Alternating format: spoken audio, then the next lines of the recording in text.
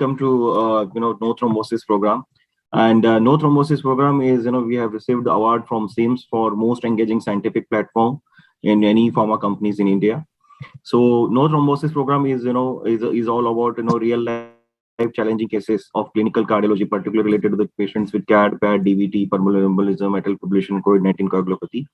So I from behalf of MCure, I welcome to Dr. Praveen Chandra sir. And there is not introduction. This was not required for Praveen sir, with well-known India's renowned doctors. And sir is chairman of division of interventional cardiology from Medanta, the Medicity Hospital, Gurgaon.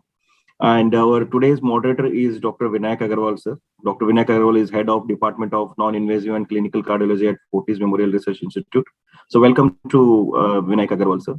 And next moderator is Dr. Tapish Shahu sir. Dr. Tapish Shahu sir is presently working as head and Department of Vascular and Endovascular Science in Manipal Group of Hospital in New Delhi. Welcome sir. And today's our speakers are Professor and Dr. Digvijay Sharma sir and Dr. Yannar Shastri sir. So welcome sir. Welcome from behalf of MCure. And also today's the next speaker is Dr. Abhishek Gupta and Dr. Ashok Gupta sir. Welcome to today's program. And today's agenda is that the first, the case will be presented by Dr. Digvijay Sharma sir on complex and recurrent DVT. And second case will be by Dr. Yannar Shastri sir. And third is Dr. Ashok Gupta. And fourth is Dr. Abhishek Gupta sir. So with this, I will hand over the sessions to Dr. Praveen Chandra sir. Please, sir. Please take, sir. Over to you, sir. Okay. Thank you very much. I think it's a very interesting program which MCure is running. And it has great educational value all the time. Very short, very sweet. And with my colleagues, Dr. Sahu and Dr. Vinayak, they are so well versed with the use of anticoagulant therapy, the newer anticoagulants or DOACs. So today we are going to discuss about both the peripheral use of this DOACs in peripheral vascular disease, use of DOACs in atrial fibrillation, and also the use of DOACs now, which is the new mode of therapy in coronary artery disease as a long-term therapy for especially in the view of use of these drugs in those patients where they are on chronic coronary syndromes. Okay, so we will start with the first presentation, which is primarily on prevention of DVT and those patients who have DVT or who have high chances of developing DVT. We will have the discussion, and I'm sure Tapish will have lots of things to say in that. And so we'll start with the first presentation. And can you just invite the first presenter? Yeah, and also introduce his credentials. That'll be nice. Yes. So I welcome to Dr. Digvijay, Professor, and Dr. Digvijay Sharma sir. Sir, requested to please take the session forward. And Digvijay Sharma sir is head and senior consultant in vascular interventional and surgery in Fortis Escort Heart Institute and Okhla Road, Delhi sir. Sir, welcome sir, and over to you sir. Hi Ravi. So I'll start immediately.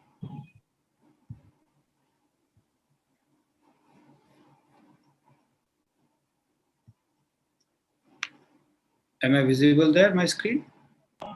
Yes, sir. Yeah. So today, my part will be the DVT things and how we do it in our institute. So I'll discuss two short cases. Now, case one is a 42-year-old male. He got an acute extensive DVT right leg. Acute by definition is less than 15 days old. So we took him up to the cath lab, posterior tibial vein access micropuncture kit, Craig McNamara to lace the thrombus with Actylize. We wait for about 30 minutes. The prescribed time is 5 times the T-half of whatever drug you're using, urokinase or Actylize, according to your preferences. Then we put the patient on prone position and then get an Indigo Cat 8 system with separator. I had to do 2 passes and I managed to get a class 3 lysis. Completion angiogram did show a CT of the right iliac vein with extensive collateralization indicating a chronicity of that iliac stenosis, which was opened with ballooning and optimate 16 stent over the stenosis. We obtained an unrestricted flow to the IVC. I did not deem an AVF to be necessary because it was a very high flow system there. We could discharge the patient on POD3 on rivaroxaban for about 3 to 6 months. We give him 3 months and then review later. This is how we went. This is how we take a posterior access. We find it much easy to maintain for only CDT part. It's easy to press and the patient can move his leg very well. Contrary to if you take a posterior vein, popliteal vein access, very less painful and extremely comfortable to the patient. So our initial angiogram, we try to get it from the posterior vein. Surprisingly, they're easily accessible because they have engorged themselves because of a proximal block. We profiled the lesion. This is the extent of the amount of the thrombus that we saw. 2 passes, catheter removed, and the best thing I like about this Indigo system is you can actually show a nice patent functioning valve. That is the whole idea of doing a pharmacomechanical thrombolysis in the early part of the disease, like immediately the moment it comes in, acute, extensive. Of course, preventing pulmonary embolism also. This was the stenosis. Now, because it's in prone position, it is reversed. The right side ulti taraf aa jayega, and unrestricted flow was obtained. Now, second case. Now, this is a 30-year-old female. Again, an acute extensive DVT. This is a postpartum state. Again, we take a micropuncture PTV lesion. She was a bit obese, so not easy for me to turn around. We took a 10 French sheath where the superficial saphenous vein in the short saphenous vein in the supine position was maintained. We took an angiojet Zelante and 2 passes. Again, a very good clearance.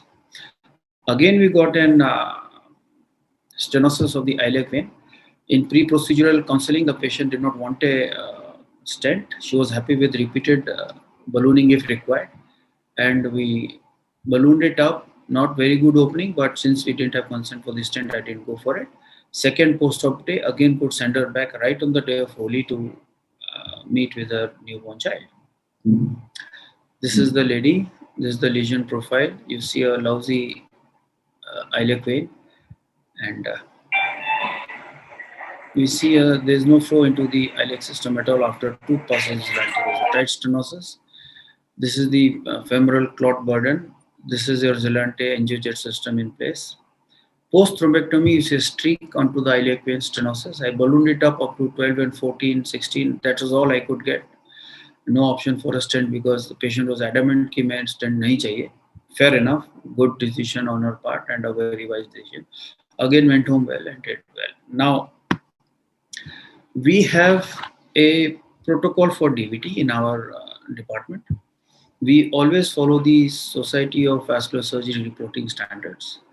We have reasonable volumes and they have, only thing they helped us is our prediction and our outcomes are more predictable now.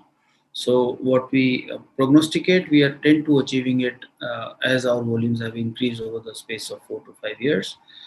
It gives a good feeling to be able to tell what is going to happen to you and that thing is achieved at the end of the procedure.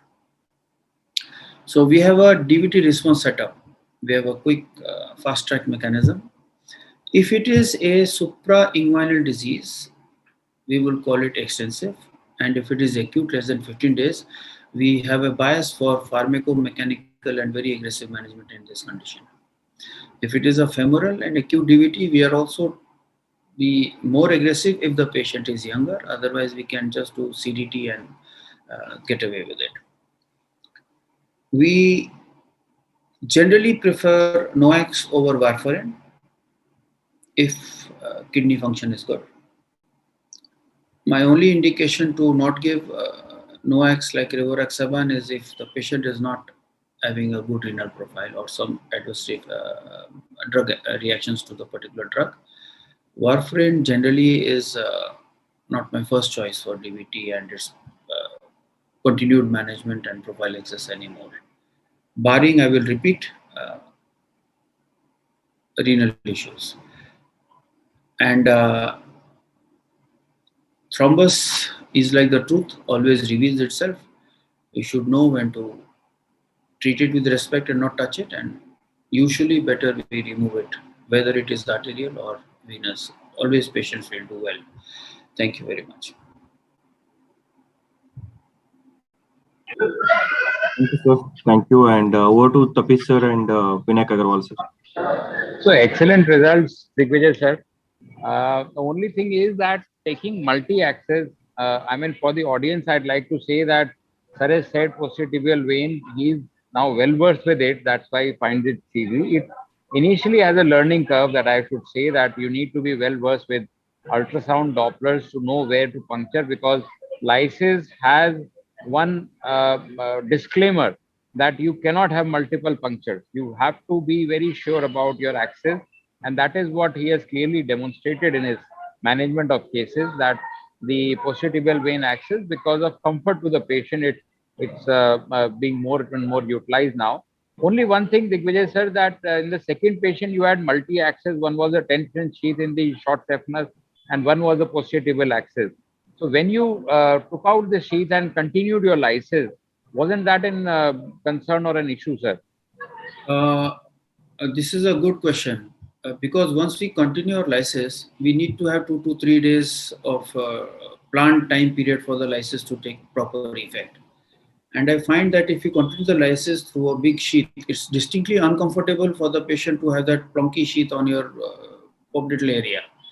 So I'm very happy to, a short saphenous vein is easily compressible, deep vein to hua nahi. So it was very easy for me to take it out and happy with it. I would avoid to take a popliteal vein puncture directly, just because of that reason, because I somehow find I'm very comfortable with the continuation of my lysis with a ankle access. You are right. It took me some time to learn, but धीरे धीरे ये pedal access जब artery में लेने लग गए अपन, तो मैं बोला उतना ही साइज तो वेन का है, तो क्यों काय को नहीं करना. फिर micro puncture kits are available, so वो चला जाए. And once you do the ultrasound, I generally come to know कि इसमें जा सकते हैं कि नहीं जा सकते. So 90% of the time, yes, I can get it done. So basically, it is the planning of every case. It's a case-to-case basis. No two cases are alike. No two thromboses are alike. He has said that it reveals like the truth. But then planning, if you are not planning, then you are failing beforehand only. So you have to plan your access. You have to plan your multi-access. You have to plan your sheets. You have to plan your concomitant procedures. Like if you want to do just lysis, or you're planning for a balloon, or you're planning for a stent beforehand. You cannot be stuck in between that. Okay, I didn't plan it that way, and now you want अब मैं क्या करूं, किधर से जाऊं. So this thing has to be learned from these two cases, that what he planned, he executed in the manner that was discussed with the patient in the best possible manner. That is a protocol that he has established based on the SVS guidelines, and that's very important. The second thing is what Professor Digvijay has said, that regarding the NOACs he prefers generally over the VKAs right now. VKAs do have a role. Dr. Vinayak has discussed this n number of times, even in the cardiac this thing. But routinely now it is being replaced by the DOACs. Only if the renal profile is quite haywire, then you cannot predict, and the patient may tend to bleed. That is where the vascular surgeon reserve their drug therapy on a case-to-case basis. Thank you, Digvijay sir. Vinayak sir, over to you, sir. Yeah, one question for the Digvijay sir. Myself, Dr. Abhishek Gupta. Am I audible? Yes, Abhishek sir. Yes. Sir, how do you decide when to stent in a venous system when it is not May Thurner? So even then you give the option of stenting in every vein. Usually, when I take up a case for DVT, for pharmacomechanical or any procedure, I have a CT venogram done already. Okay. फिर IVOS अपने पास रहता है. तो if there is a stenosis and it is an unprovoked DVT in the first profile, I would put that stenosis as cause. So I will definitely balloon it. ये पहले ही पता रह जाता है. We can tell the patient you have a stenosis there. Ballooning will be required. If it is young, I generally avoid a stent. It's not a good place to stent. I don't like venous stents unless necessary. Some patients are agreeable to stent, then stent only makes it look good for some time, Yeah. So ballooning tak to, if I have a stenosis diagnosed, I will say we should be prepared for it. And I also tell the patients that sometimes when I clean it up, I will find a stenosis, then at least something will be done to the stenosis. It won't be just left alone. Otherwise, you could have a recurrence. Then we have to follow them up. So yeah, उनको पूरी बात करनी पड़ती है sir, with your team and with the patient. That's very important. There is another thing, Dr. Abhishek, that as Professor Digvijay said, that you see upfront and get some clues. It is actually sometimes a profile of a patient who is having a left-sided iliofemoral DVT, and it gets unmasked. So as he has IVUS on his disposal, so if you have that, a routine venogram may not show any compression. But previously we were doing a balloon test. You used to inflate a balloon and pull it back. But now we have the IVUS at hand. If you find a cross-sectional area which is less and a left-sided patient, yes, in a young patient, if you have good results in a long term, because venous stents have a low flow system. Although that area, I mean, Sheshadri Raju normally puts 2.5 stents across the inguinal ligament, but we generally tend to reserve our stenting in that area for patients who have IVUS proven compression after unmasking of the lesions of left-sided DVT. It may also be right side, but mostly left side are the ones which are notorious for rethrombosis later on. Thank you. Yeah, by idea of presenting the first case was I got a right-sided with others there. So दिमाग में रखना चाहिए कि वो right side में भी हो सकती है. बरोबर, वो हो सकता है. The possibility has to be kept in mind. Okay.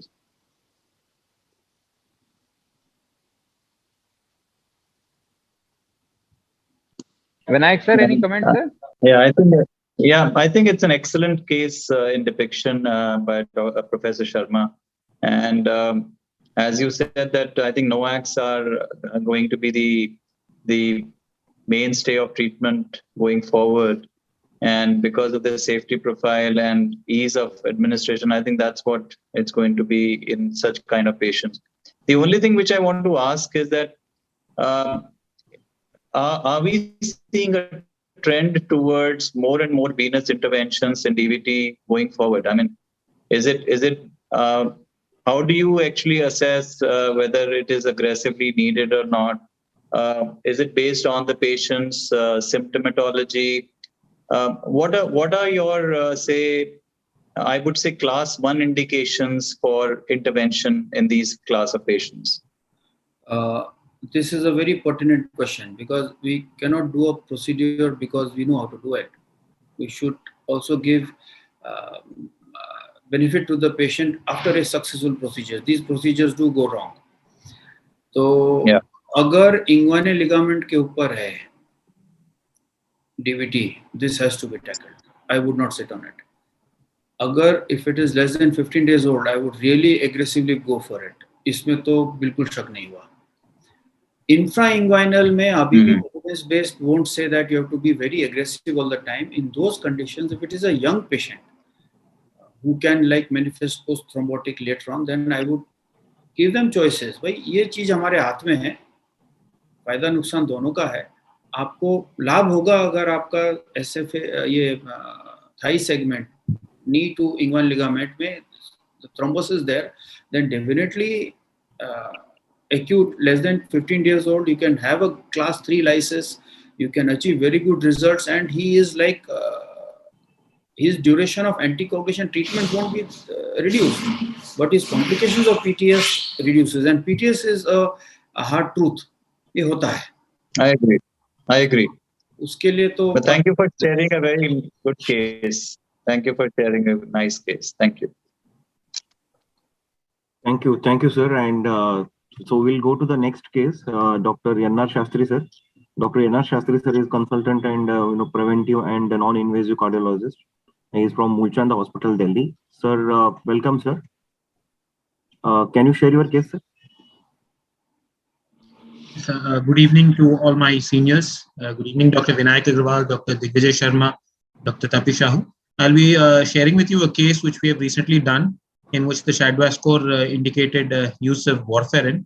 And in the follow-up, it was found that because the patient had less time during the time for therapeutic range, we had to switch him over to neuro oral anticoagulants, and it had a much better result as compared to warfarin.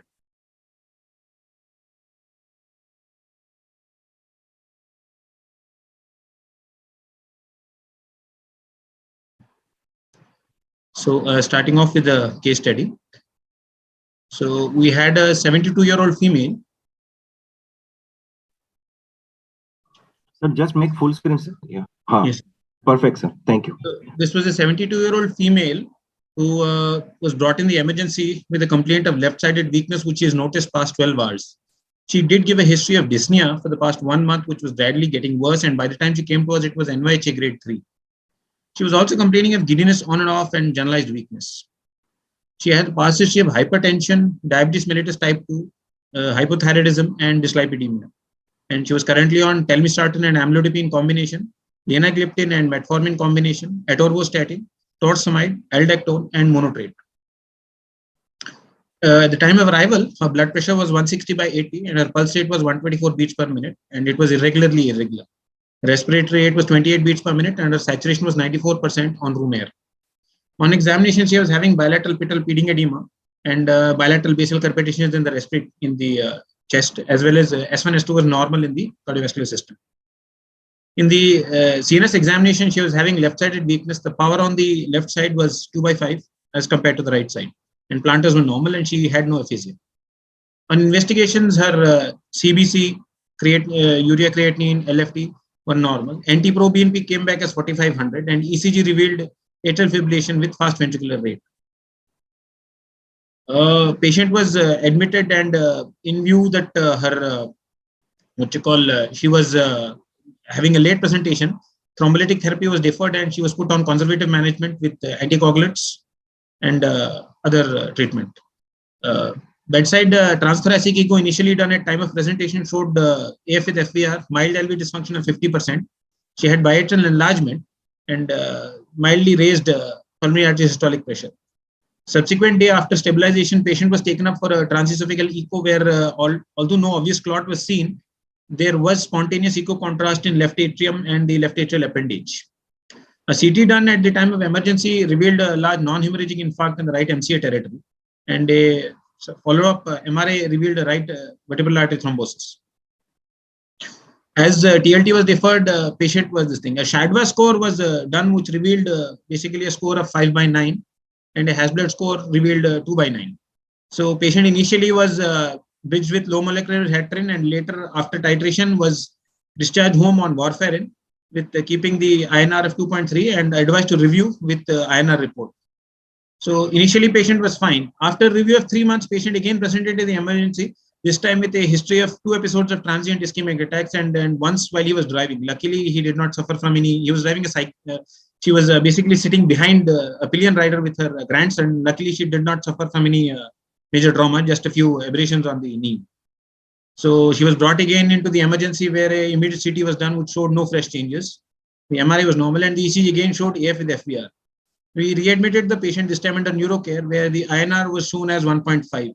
So on proper history, the patient revealed that she used to forget taking warfarin, or at times she used to take warfarin whenever she remembered it. So based on her history, it was revealed that the time in the therapeutic range was less than 50%. This time follow-up LFT and RFT were normal. And after proper counseling, after this thing, patient was put on rivaroxaban 20 milligram OD and sent home. We have been following up her after that regularly, and I think she came back 2 weeks back where her last episode, and there were no further episodes of thromboembolism. So in general, atrial fibrillation is basically a form of supraventricular tachyarrhythmia, and there is uncoordinated atrial activation and there is ineffective atrial contraction. So in ECG, basically you will have a irregular RR interval with the normal AV conduction. There will be no distinct repeating P wave. Mostly you will find fibrillatory waves, and there will be irregular atrial activation. So current classification of atrial fibrillation is of 4 types. The first diagnosed when he just presents with it. Paroxysmal, which lasts for 7 days irrespective of the treatment.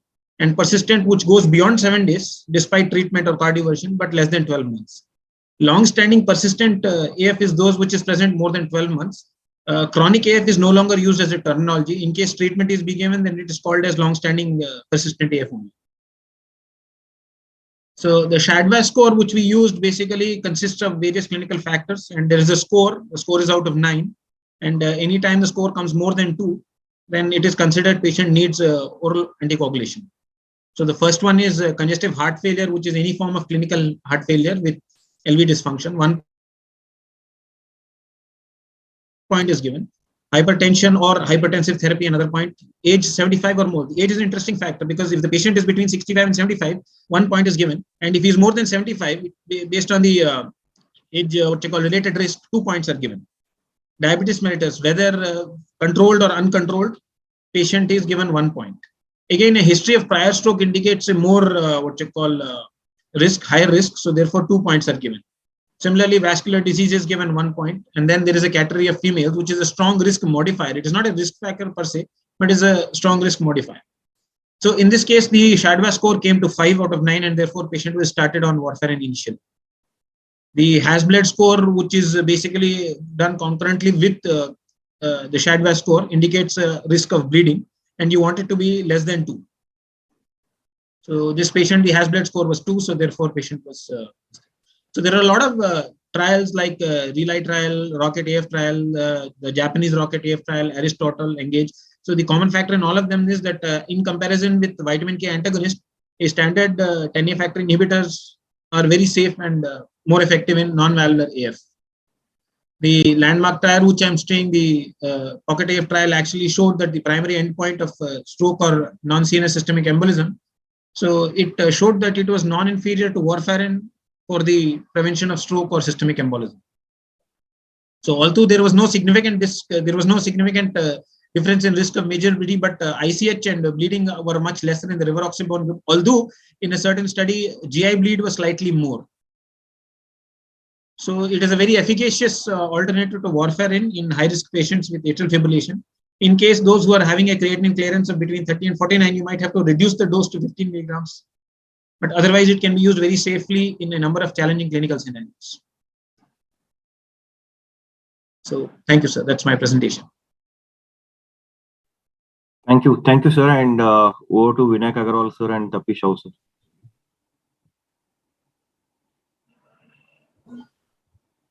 Vinayak, sir. Yeah. Good evening, sir. Hi, Shastri. How are you? Fine, sir. So nice case, and I think what it has highlighted is very clearly the fact that in India it is nearly impossible to maintain, the INR values in TTR or in target therapeutic range, and NOACs are anyway. If you look at the main reason why we use the NOACs is because they decrease the risk of intracranial hemorrhage by 50%. That's where they score best among all the anticoagulants, oral anticoagulants. And because of the variability and so much of lability with food and other drugs, so NOACs are actually now class 1 indication in these cases. In fact, we do change. I have used even in mild to moderate, maybe not moderate, but when mild mitral stenosis, I've used NOACs where I know patient comes from remote areas, is not able to get decent, INR testing done. The only 3 contraindications to NOACs today are mechanical heart valves, the moderate to severe mitral stenosis, and bioprosthetic valves for the first 3 months after implantation, which most likely will change once the RIVER trial is published, where they've used rivaroxaban after 2 days of putting a bioprosthetic valve. So what we're seeing is a total change in the way we treat atrial fibrillation, valvular, so the definition of valvular AF has changed. Everything which is aortic stenosis, even severe MR or AR with AF, anything which is valvular other than moderate to severe mitral stenosis is actually has come into the gamut of so-called non-valvular AF. I mean, they're treated as non-valvular AF. So virtually, the NOACs have overtaken warfarin in almost every field. The other indications of warfarin which still remain are if you have a cavitary thrombus, for example, LV thrombus post-MI, or you have an LV clot, or patients who have APLA syndrome and have, say, clots elsewhere. So we still don't have the data, though there is strong data which is coming in where you can use NOACs even for LV clots. There are anecdotal, but it is not part of the guidelines. So these are the few extensions of where warfarin still holds edge over NOACs. Otherwise, in almost all fields, NOACs have replaced warfarin.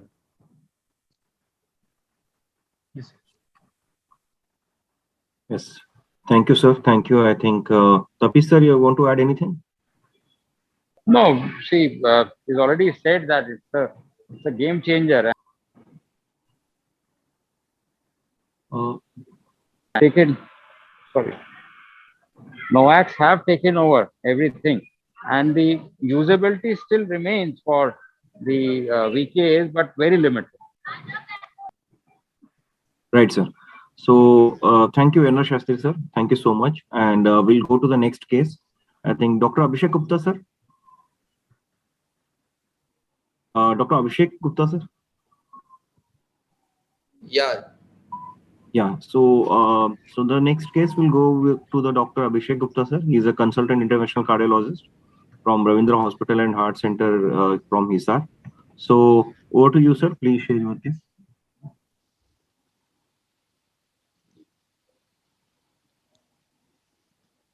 So, good evening, everyone, and my senior colleagues. So, this is a hypothetical case of anticoagulation leading to dissolution of LV clot. So, such patients generally present in our OPD as being cardiologist, and 65-year-old male patient presents with anterior wall MI with late presentation window period of 36 hours and post myocardial infarction angina and dyspnea is the typical complaint. So Q wave infarction, acceleration MI 30 was there, and there was long-standing history of diabetes and hypertension. The patient was a non-smoker and no history of any CV or peripheral vascular disease. So coronary angiogram revealed 100% proximal LAD stenosis and severely hypokinetic anterior wall and apex with LV apical clot even on the second day, with EF being very poor. So patient undergoes percutaneous coronary angioplasty to LAD with drug-eluting stent. The patient is in sinus rhythm. During the angioplasty, of course, the caution has to be taken that the catheter shouldn't go into the LV at apex. And so medications and what I give is in such patient is DAPT along with anticoagulation. The anticoagulation usually I give is rivaroxaban 20 mg once a day, and along with aspirin and clopidogrel when NOAC is being used along with DAPT. So the data is only with the clopidogrel and aspirin. And rosuvastatin, beta blocker, SGLT2 inhibitor, and this ERNI, and of course MRAs and loop diuretics are given. So there are cases which describe post-infarction LV thrombus dissolution leading to with the combination of DAPT and rivaroxaban after 3 months. And in the prospective study of left atrial appendage thrombi, treatment with the rivaroxaban was associated with 41% rate of thrombus dissolution. So one more thing about the guidelines here, the guidelines now state that the NOAC can be used in LV thrombus and it should be used for 6 months. I think I have seen it in guidelines with ESC. So what is your take in this, that how do you manage the LV thrombus and post PCI patients?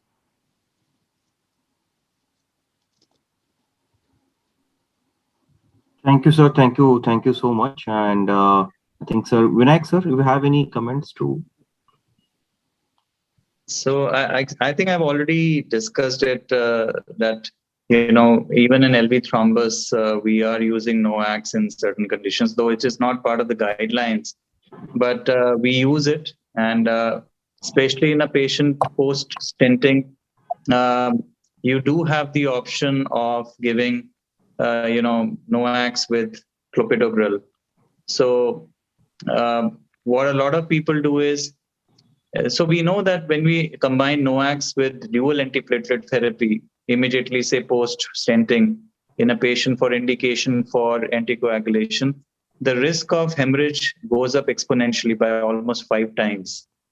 Now, whether you use warfarin with clopidogrel or you use aspirin, clopidogrel, and a NOAC, which is like called the triple therapy, or you use warfarin, clopidogrel, or aspirin. Now, all the triple therapies in the past have clearly shown that there is an increased risk of bleeding when you give them triple therapy, even if you give it for 1 month, and then quickly switch over to, say, dual antiplatelet therapy.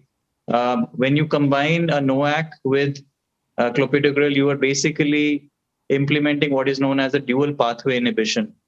So you're giving a NOAC and you're giving an antiplatelet. So you which is a very good combination theoretically, but it does increase the risk of bleed nonetheless. Now, usually we reserve, in my practice, give warfarin with clopidogrel in patients who have had a stenting with, say, indication for anticoagulation, whether it is AF or LV thrombus. But if I feel that the patient will not be able to maintain INR in the therapeutic range, or if there is a contraindication to warfarin, then I will not hesitate to give NOACs like rivaroxaban in this case to this patient. I'm not sure if I would give triple combination to this patient to begin with. If the Hasbled score is nearing 3, then I think I would be all right to give these patients dual antiplatelet therapy to begin with. But if the Hasbled score is low, then yes, I can probably give triple therapy with rivaroxaban being given at 15 mg, aspirin and clopidogrel at 75 mg each. That's what I would say. Actually, the main issue is that only in the post-PCI patients, the NOAC as such would not act as antiplatelet. So DAPT, they can't be stopped at least for 3 months after post-MI. And this is the real confusion that NOAC, they have to be given for the dissolution of the clot.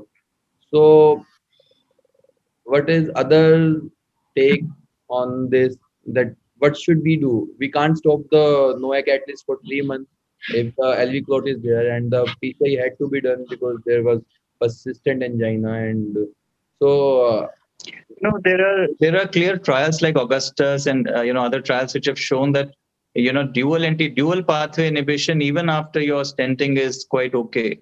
In fact, if you see the recent trials of monotherapy, I mean, you can actually give dual antiplatelet therapy for a month and then start with just monotherapy after a month in a patient of high bleeding risk. The same concept applies to patients who have indications for anticoagulation. If you think that the patient has high risk for bleed, so the idea is not to underestimate the risk of bleeding, because bleeding has its own mortality, and you are pretty much so please remember that after 1 year of dual antiplatelet therapy, and if there is an indication for NOACs or OAC, you give only OAC after 1 year. It is not that they don't have an antiplatelet action. They do. They do have an anticoagulation and an antiplatelet action. However, stent thrombosis risk is real, but if you give them triple therapy, there is a prohibitively increased risk of bleeding in these patients, including raised intracranial hemorrhage and fatal bleeds. So it is a done thing to give dual antiplatelet therapy based on 3 trials which were published with each with rivaroxaban, apixaban, etc. So I think you have to choose. If the bleeding risk is high, you can very easily go with a dual pathway inhibition right from the beginning. If the bleeding risk is not high, you can start with maybe triple therapy with a slightly lower dose of the NOACs initially, and then just quickly go on to a dual pathway inhibition, removing aspirin. That's my take. I'm open to discussion from others, of course. Yeah. Thank you, sir. I think any other comment from Dr. Digvijay Sharma, sir, or? No, I agree with Vinayak, sir, that it's a little, full dose anticoagulation with dual antiplatelet. I mean, even the Voyager trial had the arm of 2.5 PD, the dual pathway. If they went more than that, even in Voyager post-intervention to 5 mg, then also they had very high bleeding rate. So they restricted themselves to 2.5. So full dose anticoagulation with dual antiplatelets, yes, that gives you a peace of mind or no cirrhosis. But the bleeding risk is very real, and when the patient comes, they will not reach the hospital back when it happens. So that has to be kept in mind, right? He said. Right, sir. I sir. agree on that line. The point is, once you are giving a full anticoagulant dose of NOACs, then adding further antiplatelets will increase your bleeding risk. अब ये आपने decide करना है कि वो bleeding risk is acceptable or not. It is going to be there. DIP at the low dose rivaroxaban and aspirin is a well established, very safe protocol. But a full anticoagulant dose doge and you want to add a dual antiplatelet to it, then you must really weigh your risks. There will be indications for that combination, yes, but वो सोच समझ के individualize करना better रहेगा. Right, sir. So thank you, Abhishek Gupta, sir. Thank you so much for the presentation. Nice. And so we'll go to the next presentation by Dr. Ashu Gupta. Dr. Ashu Gupta is a consultant interventional cardiologist from Holy Heart, Rohtak, Delhi. So welcome, Dr. Ashu Gupta, sir, and over to you.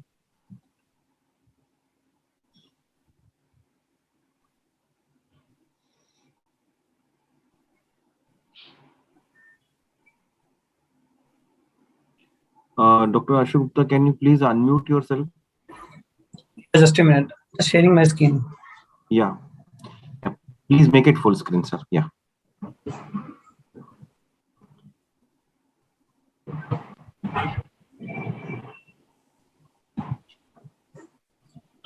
Good evening to all my respected seniors. It is a privilege for me to speak in front of such a stalwarts of the cardiology. I will today discussing my a simple case of CAD with PD and a house to be open to discussion that already been discussed for the third case. My case details were a 50-year-old male patient, care of chest discomfort on exertion with the CCS class 2 and history of claudication from 1 year. And there was no significant family history of CAD. Patient is in on case of diabetes, was on OHA since 4 years and hypertension well controlled. LDL was around 50 and with the patient history of ischemic heart disease with PTC and stenting to LAD 2 years back. And patient was compliant to treatment. And on this doctor study, there was diffuse arthromatous disease of bilateral lower limbs with intermediate lesion of right internal carotid artery. ECG was normal sinus rhythm with LVH changes, echo mild LVSD with RWMA of inferior wall, and Doppler study diffuse disease of anterior tibial and posterior tibial vessel that was expected in diabetic patient. We done CAG that was stent in LAD was patent, but 95% discrete stenosis mid RCA and patient undergot PTC to RCA. Now, question comes, this was a case of chronic stable angina. Now it has occurred ACS. And before patient presenting to our hospital, he was on treatment with aspirin, rosuvastatin, metoprolol, and ramipril, ranolazine, and linagliptin, metformin in the required doses. So where the policymakers went wrong, that was the discussion in the previous case also. What went wrong and what we can do more for this patient? As the patient has experienced one cardiac event 2 years back and second event in the time frame of 2 years. One was ACS and second is chronic stable angina and with a coronary significant 95% RCA disease. Rivaroxaban in acute coronary syndromes, we have a COMPASS and an ATLAS, but where we are headed? COMPASS trial and ATLAS trial, that COMPASS also use the ATLAS trial doses.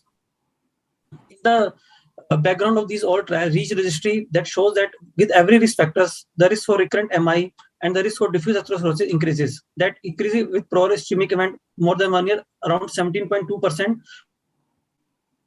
Or if it is occurs in the less than 1 year, it increases to 21.1%. So what is our patient is also was on the accurate lifestyle, smoking cessation, weight control, psychosocial support, and what we more can do. Lipid-lowering agents, patient on the adequate dose of statin, izatimib, blood pressure control, we can do ACE inhibitors, ARBs, and for tight glucose controls, we have DPP-4 inhibitors, SGLT2 inhibitors. Now the question comes antithrombotic protection. Such patient with chronic stable angina, as discussed in the earlier by all the seniors of the cardiology, that they should be put on this dual pathway inhibition. That because every platelet or every MI that occurs with the plaque rupture that initiates and propagate and fibrin formation is an end product of all this coagulation pathway. With the when there is a plaque rupture, there the tuition factors comes in with the factor 7A that converts 8 into 8A and 9 into 9A and ultimately 10 into 10A. And ultimately fibrin formation occurs. Every drug acts at a different level. With this propagation is maintained by or inhibited by rivaroxaban and factor 10A inhibitor. And this propagation, if we block this propagation of the plaque rupture or plaque thrombus, then it's theoretically possible that we can prevent the future cardiovascular events.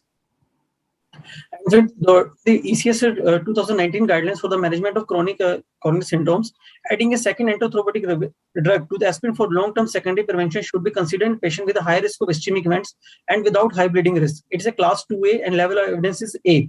And high risk is defined as the diffuse multivessel CAD with at least one of the following: with diabetes mellitus requiring medication, recurrent MI, PAD, with CKD with eGFR 15 to 59, and moderate ischemic is defined as at least one of the following, that is multivessel diffuse CAD, diabetics, recurrent MI, PAD, heart failure, CKD with eGFR 15 to 59. Now this acute phase, our strategy is preventive study that we give DAPT. Duration can be variable, as the recent trial has showed, even 1 month, 3 months, 6 months, and prolonged DAPT duration of 12 months. But because most of the platelet activation is strongest in the acute phase, in the chronic phase, we can shift patient on the single antiplatelet or dual pathway inhibition that has already been discussed in the previous case also, because it is a thrombin that perpetuate and that occurs in the chronic phase that may underline the pathogenesis for the recurrent cardiac events. There were various trials that gives Capri trial, Charisma trial, Pegasus and Pegasus 3. But it was the Compass trial that was a land-breaking trial that gives the concept for this dual pathway inhibition.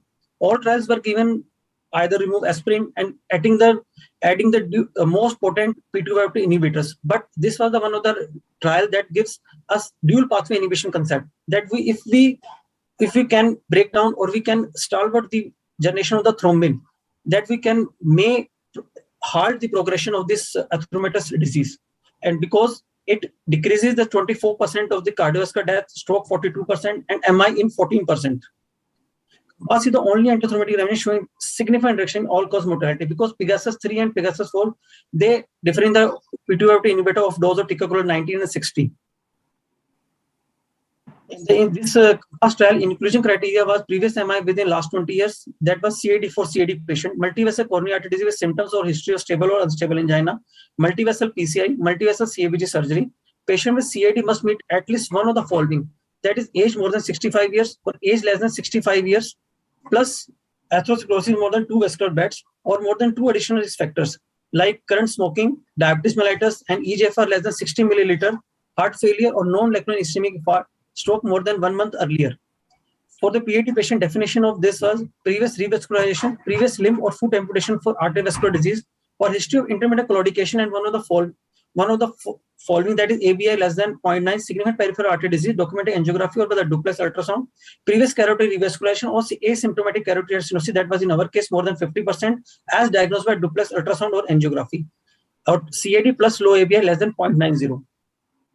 It was a randomized placebo parallel double-blinded trial around 27,000 to 325 patients. There were 3 groups: rivaroxaban 2.5 BD plus aspirin, rivaroxaban 5 mg BD or aspirin. There were decrease in MACE by rivaroxaban aspirin combination by 24%, net clinical benefit by 20%, and decrease in mortality of 18%. But there was no benefit of rivaroxaban alone or aspirin alone. That gives the concept for the dual pathway inhibition. With the subgroup analysis in the PAD patients, major adverse events and major adverse limb events, they were also prevented by this rivaroxaban plus aspirin, that is 1.5%, and MACE was prevented in 5% cases. And of this sub-cohort of this Compass trial, 7,470 patients having the peripheral artery disease. And for this male major adverse limb events and major adverse cardiovascular events and major bleeding, there are also significant reduced, although P-value was not significant. And for this peripheral vascular risk, they were used 2 scores, the REACH score and the CART score. So by this message from the Compass trials, switching from the dual antiplatelet therapy, that is dependent on the cardiologist. For that what duration the treating physician or treating cardiologist they want to give DAPT. As the recent trial and with this Compass trial, if the patient with the chronic stable angina or chronic stable coronary artery disease or chronic coronary artery disease, they should be, after 1 year, they should be shifted to dual pathway inhibition if the bleeding risk is low. Thank you. So house is open for the discussion, because as in my case, patient was of chronic stable angina with ACS. And the house is open for discussion that what treatment is all my seniors are practicing in their real world scenario. Thank you. Thank you, sir. Thank you. And over to Vinay, sir.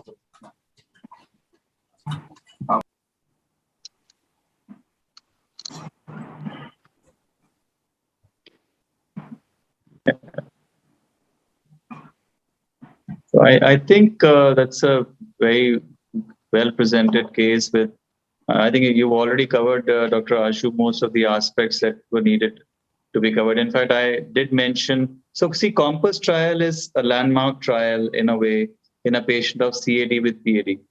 The whole concept is that wherever you have a polyvascular involvement, then instead of having the conventional dual antiplatelet therapy, we should switch over to a dual pathway inhibition, is what COMPASS trial, which came in 2017, but unfortunately was never really appreciated for its concept till now.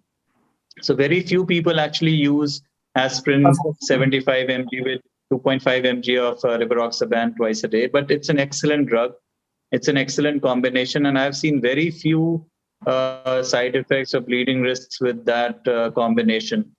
I've even given it to a lot of patients in the age group of 75 or 80. So it's not that it is dangerous to give it. Yes, you have to be cautious, but it can be given in these set of patients. Having said that, yeah, sorry. Yes, please. sir. When the ACS patient, just like this patient, he was chronic stable angina. Now he has occurred ACS. There were two trials. Yeah, so there were two trials. I think COMPASS trial is, sorry. Yeah, please go on. Yeah. Sir, role of rivaroxaban or oral anticoagulants. There were, I think, two trials: APPRAISE 5 and Atlas ACS 251 that use rivaroxaban and apixaban in ACS patient. Yes. That was a dose-determining trial. Yeah. Sir, I just want to ask: is there any difference? ACS patient that put on angiography done or PCI or chronic stable angina. If patient occur in second event of chronic stable angina, so there is a role of rivaroxaban in acute setting also. No. So if you look at the trials, we don't have a single trial in acute coronary syndrome with NOACs. There, if you use NOACs in acute CS, it is basically an extrapolation of the concept, but we don't have a trial. Atlas TIMI was actually a dose-determining trial where they showed that 5 mg BD was actually showing much higher bleeding risk without decreasing the thrombotic risks. So they shifted to 2.5 BD, and it was just a dose determination trial. However, there is a subset of patients who will continue to have thrombotic events despite being on dual antiplatelet therapy. And in a lot of these patients, we do give them PCSK inhibitors. We bring down the LDLs to below 30 in a lot of these cases. As far as the antiplatelet or anticoagulants are concerned, we don't have the data, but if you feel that either they have a clopidogrel resistance, we shift to, say, you can shift to one of the prasugrel or ticagrelor combinations. Even despite those combinations, if the patient continues to have an aggressive disease and has events, acute coronary syndrome events, then you are within your rights to shift over to a dual pathway inhibition. The only problem is that COMPASS is a chronic coronary syndrome trial, not an acute coronary syndrome trial.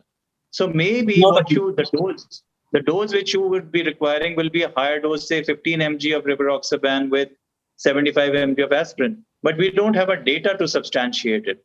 So we look for reasons. Suppose they have a paroxysmal AF, my whole concept becomes easy, because then I can simply put them on a NOAC. However, at the present moment, we cannot advocate it. It will be left to the judgment of the treating doctor. But that's a difficult area to get into. We don't have the data to give in acute coronary syndrome. Okay, sir. So, Dr. Vinayak, one query. I mean, in all the, the talks that you're telling is that 15 mg of rivaroxaban with 75 of aspirin. So, Not 10, not 20. 15 is the key that you are banking upon. I mean, Yeah. either 10 is prophylaxis or 20 is a treatment. 15 BD is for 3 weeks to initiate the treatment. So now, True. why not prophylaxis if we are having that, and why 15 mg is your dependable choice? So, see, the thing is that 15 mg is only recommended for patients who have an acute, who have a renal dysfunction where the GFR is low, say below 60, and we will give it, we can give it up to say about 30 ml per minute of the GFR that you're comfortable with. In fact, for most of these patients, 15 mg is the recommended dosage. What I'm trying to say is that if you look at the trials which have been done, like Augustus, etc., these the dosages have been on the lower side. I mean, you combine 20 mg with full dose of aspirin, the bleeding risks goes up. So 15 mg is something which has been tried and has been shown to have a lower bleeding risk. But you could go for a 20 mg rivaroxaban with 75 mg of aspirin. I don't think that should really make a difference. But somehow I think I'm more comfortable with that combination of 15 plus aspirin. And there are trials to support that. Right. So, I mean, it was always established that 10 mg is the prophylaxis, but somewhere in between we are bargaining towards the risk-benefit ratio, and also dose adjustment. Right, we said that for CKD, right? But I mean, we may need more data on that to say 15 is. Yeah, we do. We need more data on that because we just have one single trial at the present moment. Yeah. Right. So I think any Digvijay sir, any comment from your end? No, we are basically PAD people. So for me, it is always 2.5 rivaroxaban BD and 150 aspirin OD. All patients, preferentially all the time, for if possible for life. अब उसको ACS हो जाएगा तो is not going to come to my clinic. He's going to go to the cardiologist. I have limited knowledge on those lines. Right, sir. Right. So, with this, I would like to say thank you so much to all our speakers today, and also I would like to say thank you to Dr. Praveen Chandra sir and Dr. Vinayak Agarwal sir, Dr. Tapish Shahu sir, and our today's very eminent speakers, our Dr. and Professor Digvijay Sharma sir, Dr. Yannar Shastri sir, Dr. Abhishek Gupta sir, and Dr. Ashu Gupta sir. Thank you so much from behalf of MQ. I would like to say once again thank you so much, and definitely our all delegates. Today's all our delegates got a lot of insights. Specifically, we have covered all aspects. We have covered DVT. We have covered the LV thrombus, CAD, PAD. So it was really very good benefit for all our delegates today, those who joined. So once again, thank you so much from behalf of MQ to all our speakers and all our faculties.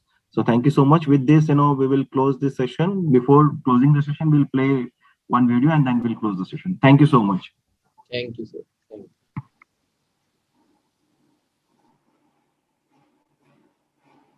you. Yeah, RX event, you can play the video.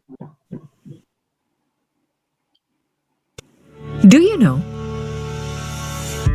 which Indian pharma company has consistently launched innovative first in India products? Presenting MQ Pharmaceuticals. With over 500 scientists, we are pioneers in chirality. We have been making a healthy difference to countless families. With cardiology at our heart, we have strived to give you better products always. Chiral products are complex to develop. They are difficult to manufacture, but their benefits make a difference. A difference for your patients, for you. We are proud to launch our latest chiral development, Exafib, our indigenously developed rivaroxaban. Developed in-house, manufactured at our state-of-the-art facility at Jammu. This is a WHO GMP certified facility. We conduct quality checks to ensure only the best is delivered. Exafib complements our chiral cardio portfolio. Exafib committed to make a difference in anticoagulation therapy for your patients.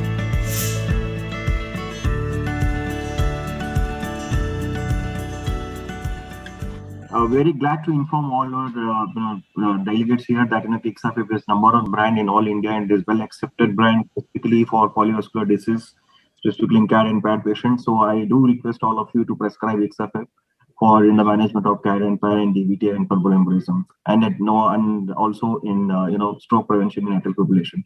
Thank you so much for once again for all our delegates who joined and also our faculties today's program. So thank you so much and good night. Thank you.